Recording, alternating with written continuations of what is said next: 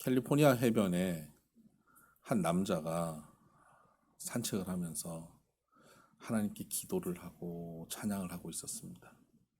믿음이 좋은 남자였습니다. 그 모습을 보고 하나님께서 너무 기분이 좋으셨나 봐요. 하나님이 그 남자에게 말씀하셨습니다.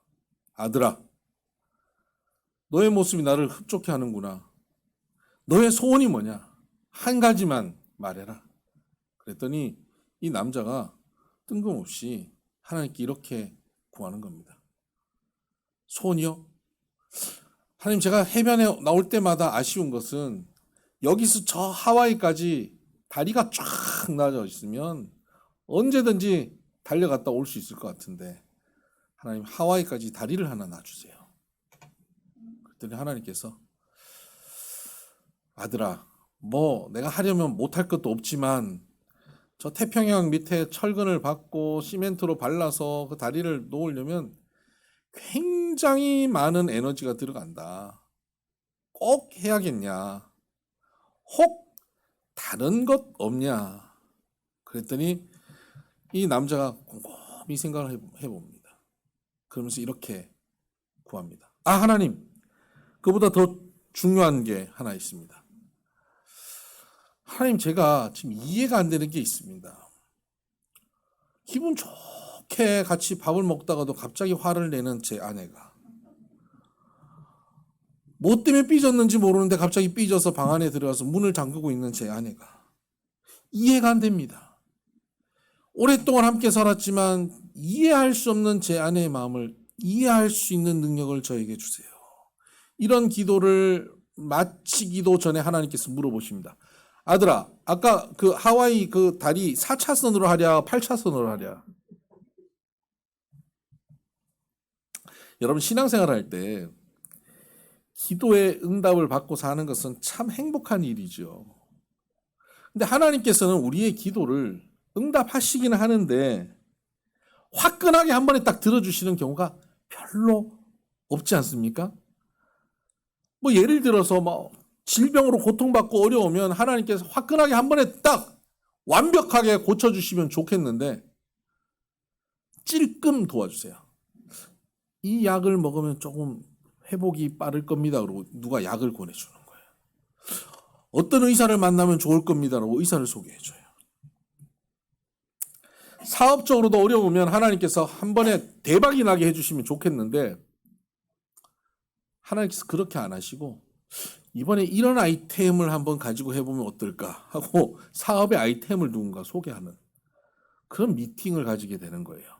그러고 나면 올 연말 되면 조금 길이 보이지 않을까 뭐 이런 소망을 갖게 하는 그 정도의 응답?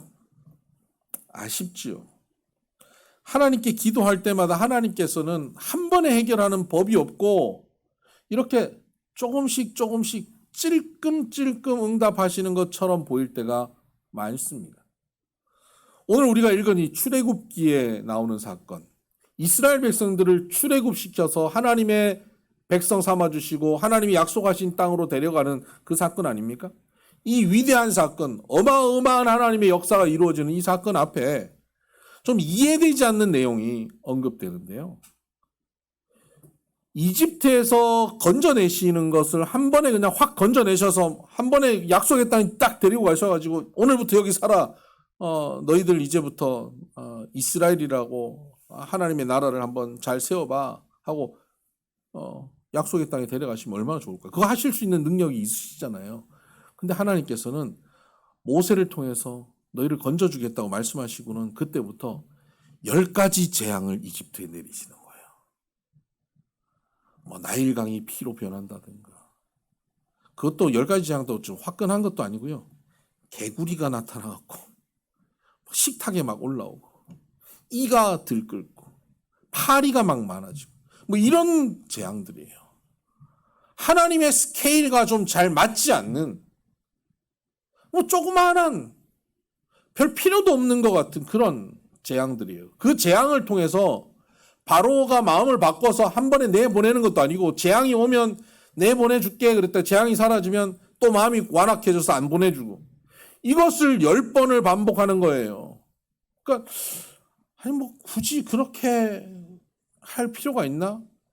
아니면 10번째 재앙인 그 장자의 죽음 그것을 첨예해서 바로 그 한 번으로 재앙을 내려서 출애굽시켜도 좋지 않았을까? 이런 의문이 우리에게는 있습니다. 근데 하나님께서는 왜 10가지 재앙을 이렇게 허락하셨을까? 지리한 재앙, 6개월에 걸쳐서 10가지 재앙을 허락하시는데요. 왜 이런 재앙을 허락하실까? 이런 재앙을 허락하시는 이유가 있습니다. 그것은 이 재앙이 이집트 사람들에게는 재앙이지만 이스라엘 사람들에게는 표적이 되는 겁니다. 증표가 되는 거예요. 하나님이 너와 함께 하신다라고 하는 표적, 하나님이 너를 도우고 계신다라고 하는 증표로서 하나님께서는 그들에게 보이기 원하셨던 겁니다.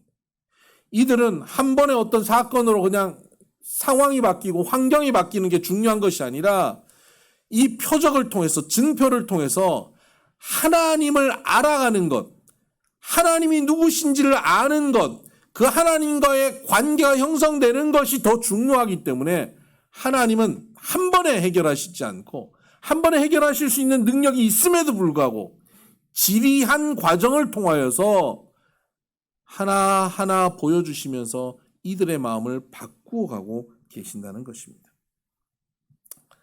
사실 이스라엘 백성들은 이집트에서 노예 생활을 하면서 너무나 힘들어서 그들은 하나님 앞에 부르짖어 기도하였습니다.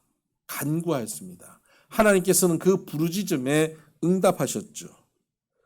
그런데 하나님의 응답과 이스라엘 백성들의 부르짖음은 서로 초점이 좀 맞지 않아요. 이스라엘 백성들이 부르짖는 그 기도의 내용, 그들이 기대하는 구원이라고 하는 것은 하나님이 주시고자 하는 응답, 구원과는 좀 차원이 다른 거예요. 그들이 원했던 응답이 무엇이었을까요? 그들이 원하는 구원이라는 게 뭘까요? 노예로 살면서 그들이 바라는 것은 저 채찍을 들고 지금 나를 괴롭히고 있는 저 애굽 사람이 벌을 받는 것, 아니면 저 애굽 사람들, 이집트 사람들의 저 평범한 소시민의 삶을 우리도 사는 것, 아침에 일어나서 그 노예로서의 그 노동 현장으로 끌려오는 것이 아니라 나도 넥타이 매고 양복 입고, 그때는 차는 없겠죠. 마차 타고 마차 앞에 이 시옷자 이렇게 딱 동그라미 붙여놓고 든든한 직장으로 출근하는 것. 비정규직이 아닌 정규직으로 복지가 잘된 직장에 출근하고 노후에도 든든히 살아가는 것. 내 자자손손 그렇게 편안하고 안락한 삶을 사는 것. 지금 노동시간이 12시간이라면 노동시간이 한 8시간으로만 줄어들어서 현실화되는 것. 이런 정도가 그들이 바라는 구원일 겁니다. 그것을 놓고 부르짖고 기도했을 것입니다. 그런데 하나님이 그들에게 주시고자 하는 구원은 달랐습니다.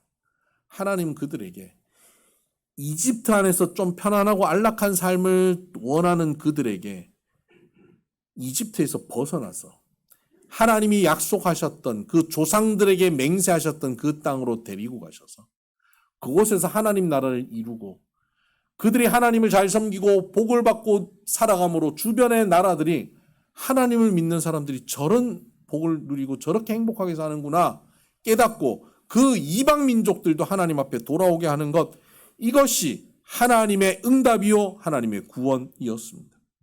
이스라엘 백성들이 기대하는 구원과 하나님이 주시고자 하는 구원의 차원은 너무나 달랐습니다.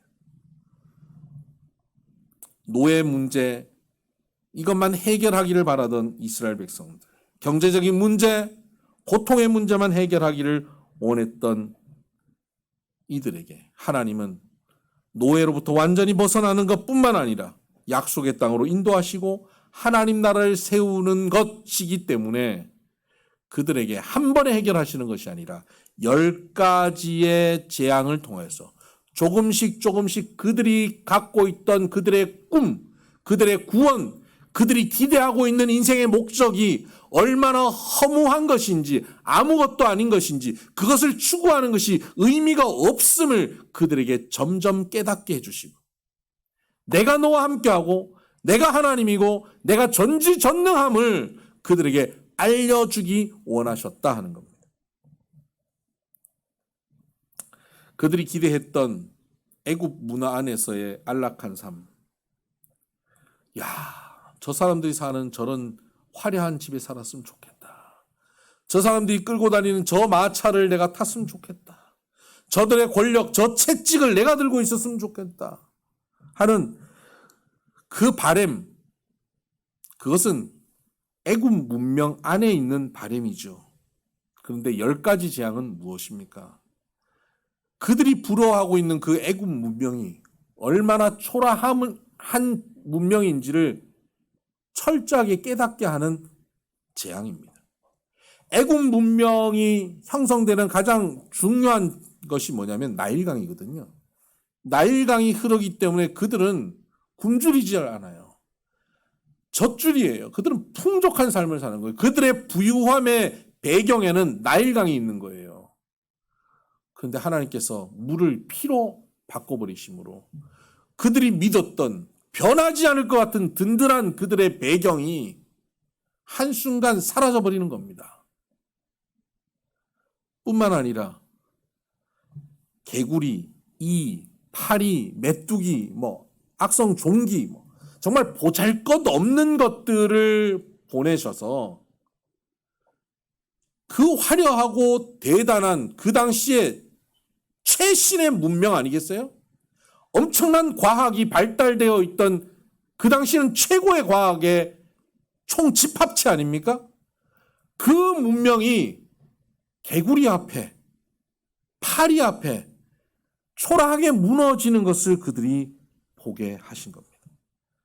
대단한 군대가 와서 애굽을 무너뜨리는 게 아니라 메뚜기가 와서 무너뜨리고 파리가 와서 무너뜨리는 것을 보면서 내 평생의 꿈, 내가 평생이 기대하고 있던 구원이, 꿈이, 소망이 저렇게 초라한 것이었나? 깨닫게 하는 겁니다. 뿐만 아니라 10가지 재앙에 나오는 피, 개구리, 이, 파리, 메뚜기, 독종, 이런 것들은 전부 다 이집트 사람들이 섬기는 신을 상징하는 것들이에요. 그러니까 이집트 사람들이 섬겼던 그 우상들이 얼마나 초라한지, 그리고 너희들이 섬기는 그 우상이 너희에게 아무 도움이 되지 않는. 우리도 그러잖아요. 조상 제사 지내는데 조상 제사 제대로 안 드리면 조상이 우리를 이렇게 해롭게 한다. 아니 그런 조상이 어디 있어요? 제사밥 제대로 안 차려주면 우리를 해롭게 하고 병들게 하고.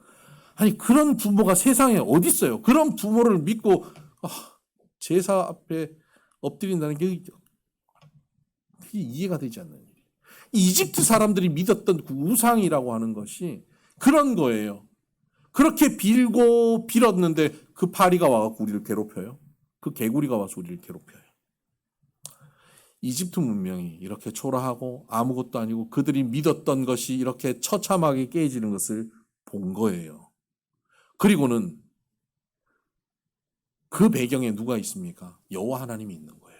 모세가 선포하는 그 여호와 하나님의 말씀 앞에 이집트 문명이 깨지고 있는 거예요.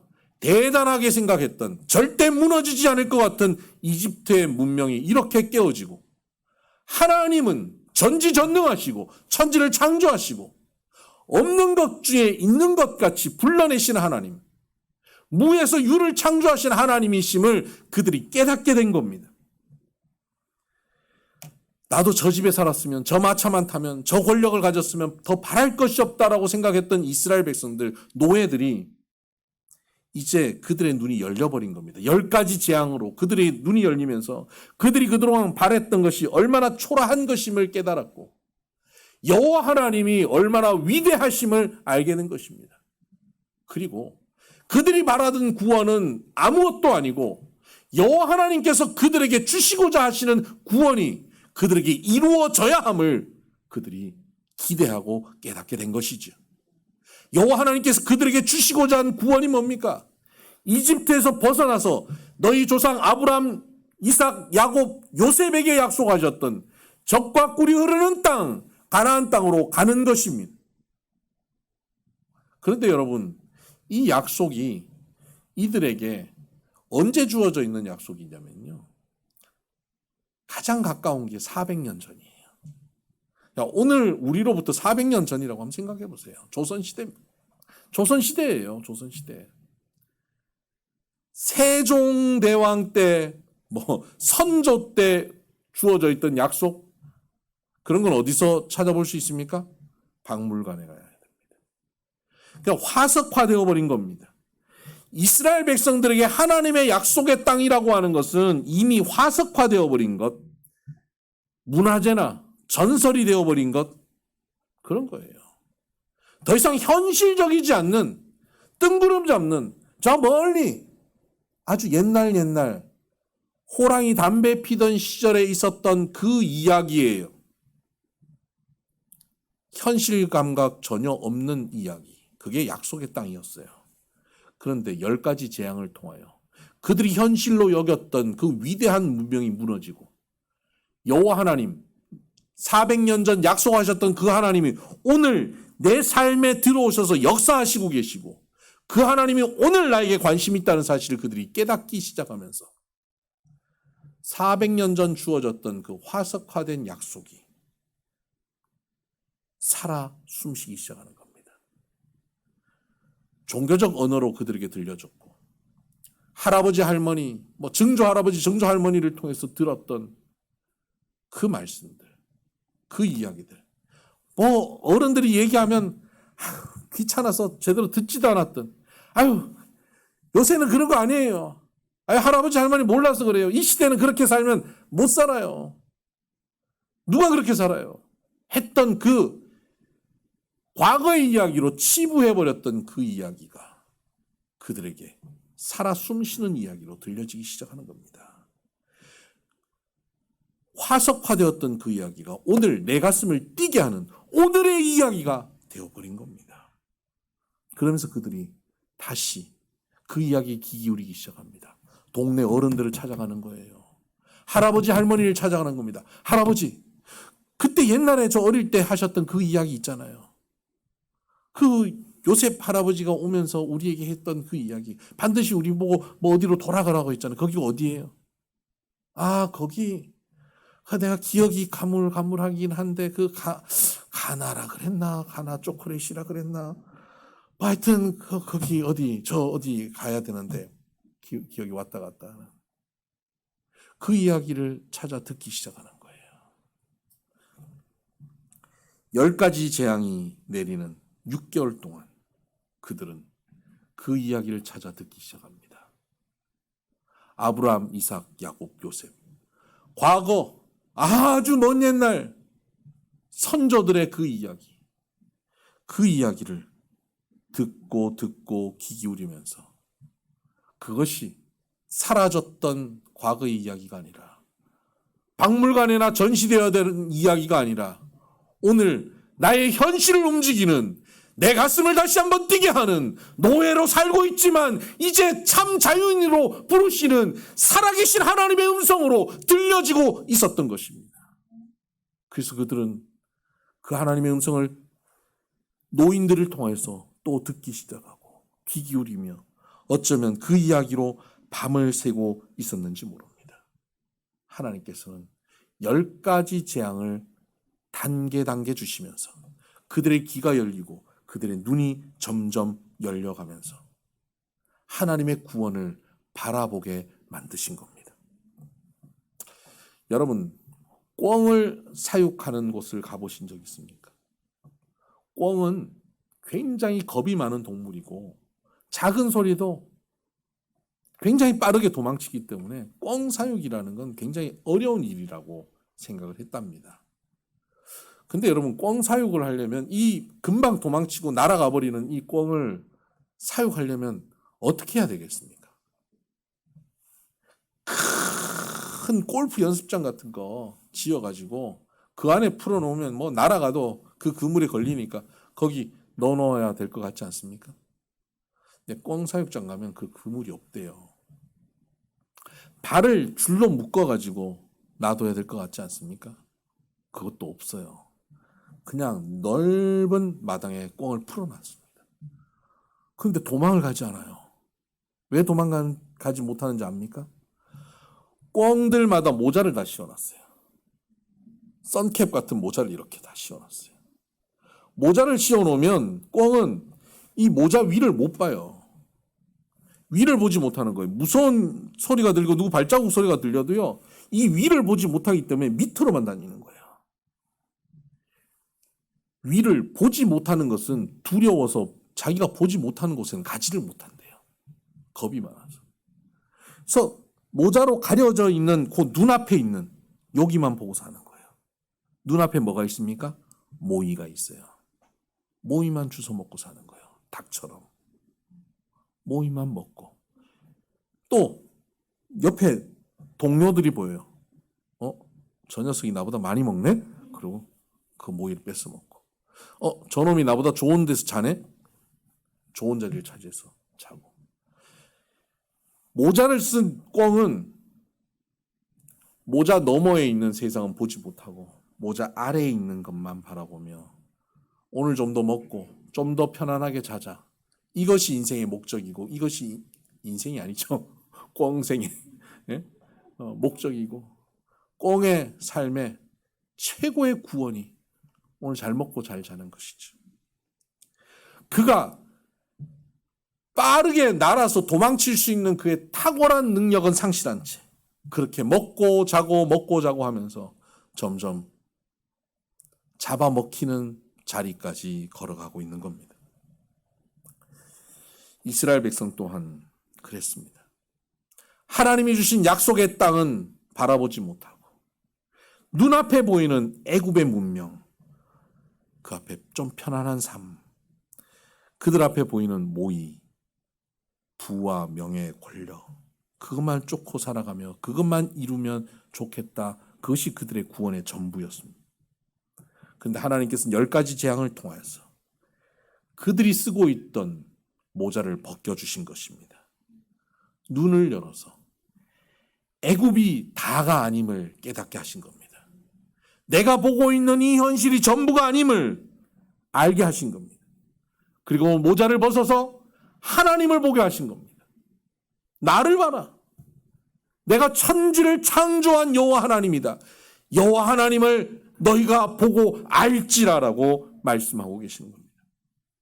내가 너희 조상을 불렀고 너희 조상을 통해서 약속의 땅을 너희들에게 전하여 주었다라고 말씀하시는 겁니다. 이제 육신의 눈으로 지금 처한 형편만 바라보고 육신의 눈으로 주변 사람들의 부러운 형편만 바라보며 살아가지 말고 영적인 눈을 떠서 하나님이 약속하신 약속의 땅, 하나님이 약속하신 그 말씀을 붙잡고 살라고 그들을 이끌어 가시는 겁니다. 더 이상 400년 전의 약속은 굳어있던 화석이 아니라 그들의 심장을 다시 뛰게 하는 살아있는 말씀, 현실의 말씀이 된 것입니다. 오늘 우리는 어떻습니까? 오늘 우리는 여러 가지 문제들과 고통과 어려움 가운데 살고 있습니다. 그리고 하나님 앞에 기도합니다. 하나님 이 문제가 한순간 해결되기를 원합니다. 그런데 하나님은 그것을 한순간 해결하지 않으시고 조금씩 너무나 답답하리만큼 그렇게 하나하나 펼쳐가시면서 하나의 증표를 하나님이 살아계심을, 하나님이 나에게 관심을 갖고 계심을, 하나님이 나를 사랑하심을 조금씩 깨닫게 하십니다. 문제 해결이 하나님의 목적이 아니라 우리의 눈을 가리고 있던 모자를 벗겨버리고 영의 눈으로 하나님을 바라보고 하나님을 알게 되는 것이 하나님의 목적이기 때문에 그렇습니다. 우리는 썩어 없어질 이 세상에 한정된 것을 쫓아서 모의를 쫓아 살아가며 죽음의 길로 갔던 꿩처럼 오늘 우리도 그렇게 걸어가고 있지 않습니까? 그러나 하나님께서는 지난 몇 년간 코로나 바이러스라는 너무나 작고 초라한 연약한 아주 작은 생명을 통해서 전 인류가 추구했던 문명이 얼마나 보잘것없음을 깨닫게 하셨습니다. 며칠 전 태풍의 비바람 앞에서 그 화려하던 해운대 앞에 있는 엄청난 아파트가 얼마나 불안한 것임을 하나님께서 깨닫게 하셨습니다.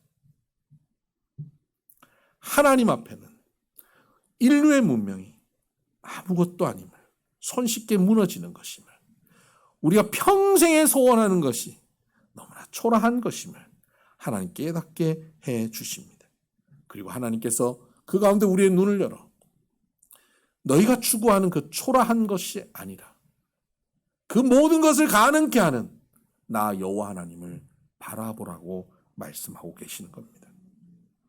우리의 닫힌 눈이 열려 하나님을 보기를 원하십니다.